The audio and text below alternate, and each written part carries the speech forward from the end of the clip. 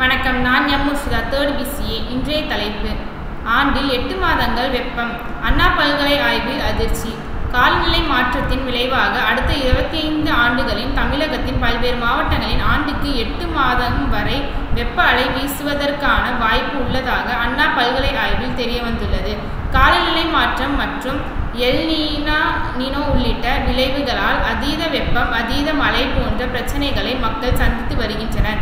கடல் மற்றும் நிலப்பரப்பில் வெப்பநிலையில் ஏற்படும் மாற்றங்களே இதற்கு காரணம்.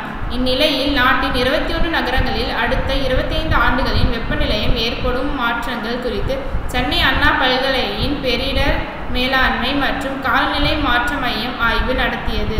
அந்த ஆய்வு குறித்து அண்ணா பல்கலை பேராசிரியர் ஒருவர் கூறியதாவது: நாடு முழுவதும் 21 நகரங்களின் தற்போதைய பதிவாகும் சராசரி வெப்பநிலையில் ஏற்படும் மாற்றங்கள் குறித்து ஆய்வு செய்யப்பட்டது.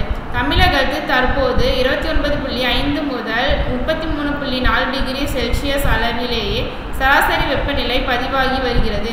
இது 2500 ஆண்டில் 0.4 செல்சியஸ், 2080 1.3 செல்சியஸ், 2100 1.7 டிகிரி செல்சியஸ் அளவுக்கு அதிகரிக்கும்.